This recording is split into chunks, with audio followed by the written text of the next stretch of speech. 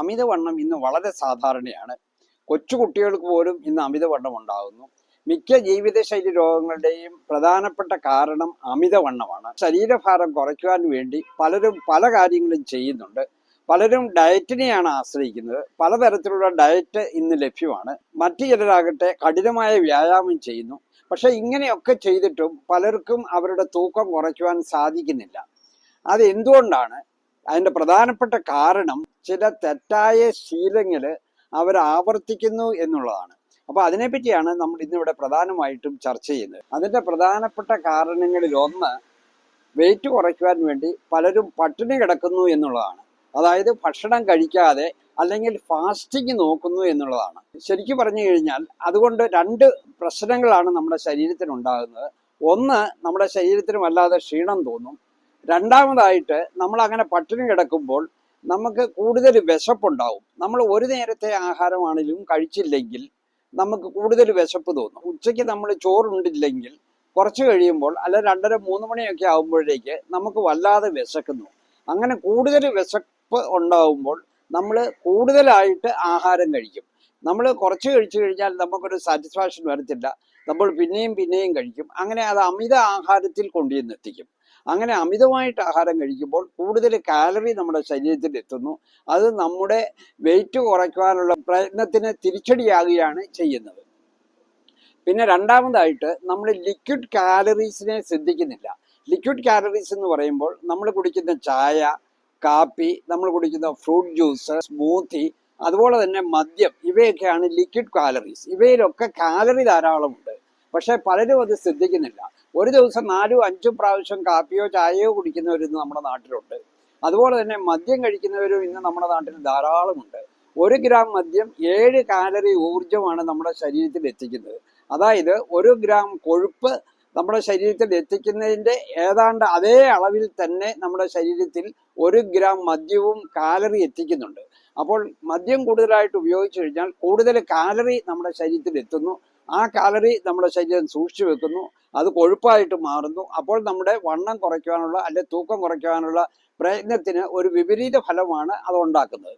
പിന്നെ മറ്റൊന്ന്, നമ്മൾ ഹെൽത്തി ആയിട്ടുള്ള ഫുഡ് കഴിക്കുമ്പോഴും നമ്മൾ അതിൻ്റെ പോർഷൻ നമ്മൾ ശ്രദ്ധിക്കണം എന്നുള്ളതാണ്.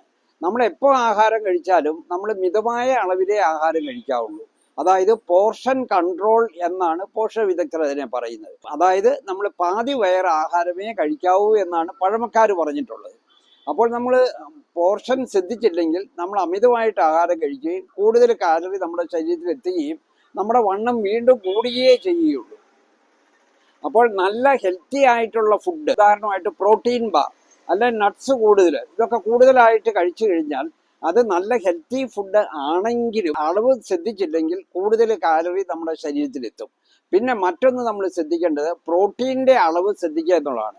നമ്മുടെ ശരീരത്തിന് പ്രോട്ടീൻ വളരെ അത്യാവശ്യമാണ്. ഒരു ദിവസം 0.8 ഗ്രാം പ്രോട്ടീൻ പെർ കിലോഗ്രാം വേണമെന്നാണ് പോഷക വിദഗ്ധർ പറയുന്നത്. നമ്മൾ വ്യായാമം ചെയ്യുന്ന ആളാണെങ്കിൽ, ഉദാഹരണമായിട്ട് ബ്രിസ്ക് വാക്കിങ് അങ്ങനെയുള്ള മിതമായ വ്യായാമം ചെയ്യുന്നവരാണെങ്കിൽ 1.1 മുതൽ 1.5 grams per kilogram body weight വേണം. നമ്മൾ സ്ട്രെനുവസ് എക്സർസൈസ് ആണ് ചെയ്യുന്നതെങ്കിൽ, ഉദാഹരണമായിട്ട് ഓടുക, അല്ലെ വെയിറ്റ് ലിഫ്റ്റിംഗ്, അല്ലെ ഡംബൽ ഉപയോഗിച്ചുള്ള വ്യായാമം, ഇവയൊക്കെ ചെയ്യുവാണെങ്കിൽ ഇതിലും കൂടുതൽ പ്രോട്ടീൻ ദിവസേന ആവശ്യമുണ്ട്. അതായത് 1.5 മുതൽ 1.7 gram per kilogram body weight വരെ ചിലപ്പോൾ ആവശ്യമായിട്ട് വരാം. അപ്പോൾ നമ്മൾ ദിവസേന കഴിക്കുന്ന ആഹാരത്തിൽ നമ്മൾ ദിവസം പല പ്രാവശ്യം ആഹാരം കഴിക്കുന്നുണ്ട്. അങ്ങനെ ഓരോ പ്രാവശ്യവും നമ്മൾ കഴിക്കുന്ന ആഹാരത്തിൽ പ്രോട്ടീൻ ഉൾപ്പെടുത്താൻ നമ്മൾ പ്രത്യേകം ശ്രദ്ധിക്കണം. പ്രോട്ടീൻ ഉൾപ്പെടുത്തി കഴിഞ്ഞാൽ വെയിറ്റ് കുറയ്ക്കാൻ വേണ്ടി 2 പ്രയോജനങ്ങളാണ് അതിന് ലഭിക്കുന്നത്. ഒന്ന്, മസിലുകൾ വലിപ്പം വെക്കും. അങ്ങനെ വലിപ്പം വെക്കുമ്പോൾ നമ്മൾ ചുമ്മാതിരിക്കുന്ന സമയത്തും അല്ലെ വ്യായാമം ചെയ്യാതിരിക്കുന്ന ദിവസം പോലും അത് കൂടുതൽ കാലറി ഉപയോഗിച്ചുകൊണ്ടിരിക്കും. അപ്പോൾ നമ്മുടെ ശരീരത്തിൽ നിന്നും കൂടുതൽ കാലറി ബേൺ ചെയ്തുകൊണ്ടിരിക്കും. അത് നമ്മൾ വെയിറ്റ് കുറയ്ക്കാനുള്ള പ്രക്രിയയെ സഹായിക്കുകയാണ് ചെയ്യുന്നത്. രണ്ടാമതായിട്ട്, പ്രോട്ടീൻ കൂടുതൽ അടങ്ങിയ ഭക്ഷണ പദാർത്ഥങ്ങൾ കഴിക്കുമ്പോൾ നമുക്ക് വിശപ്പ് കുറയും.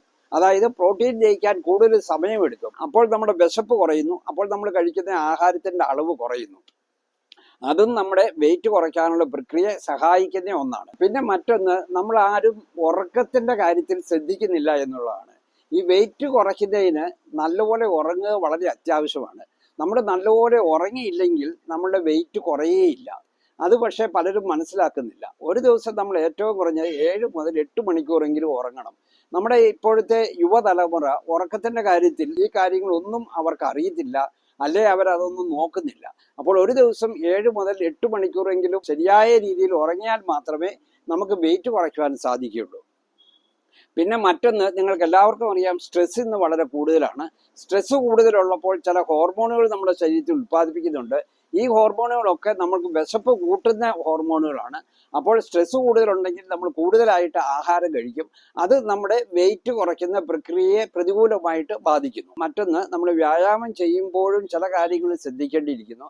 മിക്കവരും ഇന്ന് കാർഡിയോ വ്യായാമം മാത്രമാണ് ചെയ്യുന്നത്. അതായത് ബ്രിസ്ക് വാക്കിംഗ്, അല്ലെ സൈക്ലിങ്, അല്ലെ നീന്തൽ, ഇങ്ങനെയുള്ള കാർഡിയോ വ്യായാമമാണ് കൂടുതൽ ആൾക്കാരും ചെയ്യുന്നത്. അങ്ങനെ കാർഡിയോ വ്യായാമം ചെയ്യുമ്പോൾ നമ്മുടെ ഹൃദയത്തിന്റെ ആരോഗ്യം മെച്ചപ്പെടുത്തുന്നുണ്ട്, കുറച്ച് കാലറികൾ അവിടെ നമ്മൾ ബേൺ ചെയ്യുന്നുണ്ട്, ഒക്കെ ശരിയാണ്. പക്ഷേ വെയിറ്റ് കുറയ്ക്കാൻ ആഗ്രഹിക്കുന്നവര് വ്യായാമം ചെയ്യുമ്പോൾ കാർഡിയോ വ്യായാമം മാത്രം ചെയ്താൽ പോരാ, അവര് ഈ വെയിറ്റ് ട്രെയിനിങ് എക്സർസൈസ് കൂടി ചെയ്യണം. അതായത് muscle strengthening exercise. Muscle strengthening exercise ചെയ്യുമ്പോൾ മസിൽസിന്റെ വലിപ്പം കൂടും. അത് വ്യായാമം ചെയ്യാതിരിക്കുന്ന സമയത്തും അല്ലെ വ്യായാമം ചെയ്യാതിരിക്കുന്ന ദിവസങ്ങളിലും കൂടുതൽ കാലറി ശരീരത്തിൽ നിന്നും ബേൺ ചെയ്തുകൊണ്ടിരിക്കും. അപ്പോൾ അത് നമ്മുടെ വെയിറ്റ് റിഡക്ഷനെ വളരെയധികം സഹായിക്കുന്ന ഒന്നാണ്. മറ്റൊന്ന്, നമ്മുടെ മെറ്റബോളിക് റേറ്റ് അല്ലെ മെറ്റബോളിസം കൂടുതലാകുവാനും ഇത് സഹായിക്കും. പിന്നെ മറ്റൊന്ന്, നമ്മളെപ്പോഴും ഈ വക കാര്യങ്ങളിൽ 100% പെർഫെക്ഷൻ വേണ്ട എന്നുള്ളതാണ്. മിക്കവരും ഈ ആഹാരത്തിന് ഈ പറഞ്ഞ കാര്യങ്ങളൊക്കെ ശ്രദ്ധിക്കുന്നു, വ്യായാമത്തിനും ശ്രദ്ധിക്കുന്നു. പക്ഷേ 100% പെർഫെക്ഷൻ എപ്പോഴും മനുഷ്യന് ചിലപ്പോൾ സാധ്യമല്ല. നമ്മൾ ഒരു പാർട്ടിക്ക് പോയി, നമ്മൾ ചിലപ്പോൾ ആഹാരത്തിൽ ചിലപ്പോൾ ചില വിട്ടുവീഴ്ചകൾ ചെയ്യേണ്ടി വരും. ചിലപ്പോൾ അല്പം അൺഹെൽത്തി ഫുഡ് കഴിക്കേണ്ടി വരും. ചിലപ്പോൾ അല്പം ഓവറായിട്ട് ഫുഡ് കഴിക്കേണ്ടി വരും. അങ്ങനെയുള്ള സന്ദർഭങ്ങളിൽ ലക്ഷ്യങ്ങൾ പാളിപ്പോയി അതുകൊണ്ട് ഇനി വേണ്ട എന്ന് പലരും തീരുമാനിക്കുന്നവരുണ്ട്. അത് ശരിയല്ല. അങ്ങനെ 100% പെർഫെക്ഷൻ നമുക്ക് ആവശ്യമില്ല. മനുഷ്യനായതുകൊണ്ട് ചിലപ്പോൾ ചില താളപ്പിഴകൾ നമുക്കുണ്ടാകാം. അങ്ങനെ സംഭവിച്ചു എന്നും വെച്ച് നമ്മൾ മുഴുവനും വേണ്ട എന്ന് വെക്കണ്ട. നമ്മൾ സ്ഥിരമായി പ്രാക്ടീസ് ചെയ്തുകൊണ്ടിരുന്ന ജീവിതശൈലി പ്രക്രിയകൾ നമ്മൾ തീർച്ചയായിട്ടും തുടർന്നുകൊണ്ടേയിരിക്കണം. അങ്ങനെ ചെയ്താലേ നമുക്ക് നമ്മുടെ വെയിറ്റ് കുറയ്ക്കുവാനുള്ള പ്രക്രിയ നിലനിർത്തുവാൻ സാധിക്കുകയുള്ളൂ. അപ്പോൾ ഇങ്ങനെ പല തെറ്റായ ആരോഗ്യശീലങ്ങളും പലരും ഇന്ന് പ്രാക്ടീസ് ചെയ്യുന്നുണ്ട്. അപ്പോൾ നമ്മൾ ഈ തെറ്റ് തിരുത്തി മുന്നോട്ട് പോയി കഴിഞ്ഞാൽ നമ്മുടെ വെയിറ്റ് കുറയ്ക്കുവാൻ നമുക്ക് ഒരു ബുദ്ധിമുട്ടും വരത്തില്ല.